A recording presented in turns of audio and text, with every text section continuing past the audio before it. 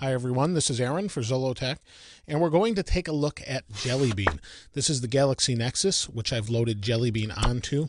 While it's not the official build, it is similar to the main build that they showed at Google I/O. And since I'm waiting for my Nexus 7 to arrive in a few weeks, hopefully it'll be a few weeks according to Google, I thought I'd go ahead and take a look at Jelly Bean right now. So here's a Galaxy Nexus. Let me go ahead and unlock it. And if you didn't see that, one of the changes they've made is the animation is different. I can move my finger left to the camera. It'll open camera, unlock, and now we have Google Now. If I scroll up, it opens Google Now right away.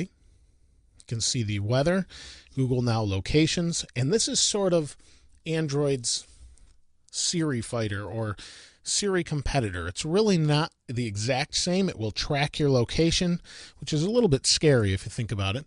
It'll track your location, such as your commute, let you know better routes based on traffic. You do have to allow permissions to do that, so it's not something it does by default. It actually asks you if you want to allow that, and you don't have to if you don't want to. But you can see here's the weather where I currently am. Here's our forecast. I can slide this to the right to get more information.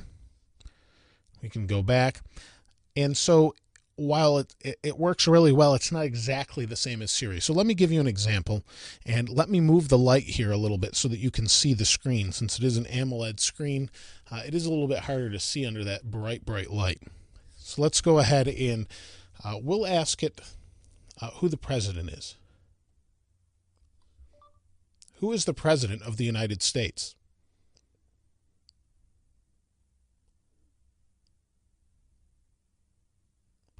And normally it's pretty fast. I don't know why it's taking so long. Let's try that again. Who is the President of the United States?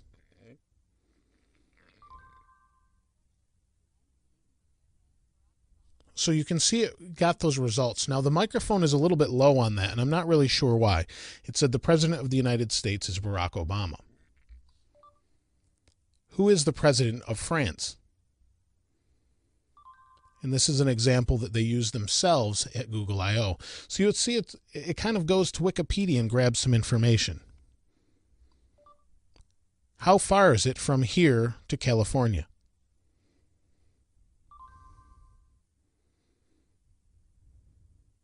And you can see here some travel distances. So not everything, it doesn't nail everything. And in fact, I asked it who the president was before, and it gave me this sort of result.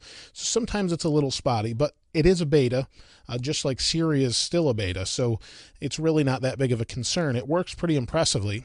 And you can see that one thing that they've changed in this version of Android, or refined, is the voice recognition is built into the phone. So it doesn't necessarily have to have a data connection to go out and grab that voice recognition. Now, one of the things that they really boasted about or talked about was Project Butter. And what Project Butter is it makes the UI buttery smooth. One of the things they did was speed up frame rates, and they used an Epic Red 4K camera, really expensive, really high frame rate, great 4K camera. And what they did is show the smoothness between Ice Cream Sandwich on a Galaxy Nexus and Jelly Bean. You can see the touch response is exactly the same, in my opinion, as an iPhone. There is no lag anymore. It seems really smooth. I can open folders. Everything just responds exactly like you want it to, and exactly as smooth as the competitors, if not more so in some ways. If we open up the app drawer, everything's just nice and fast. Very impressive, really nice.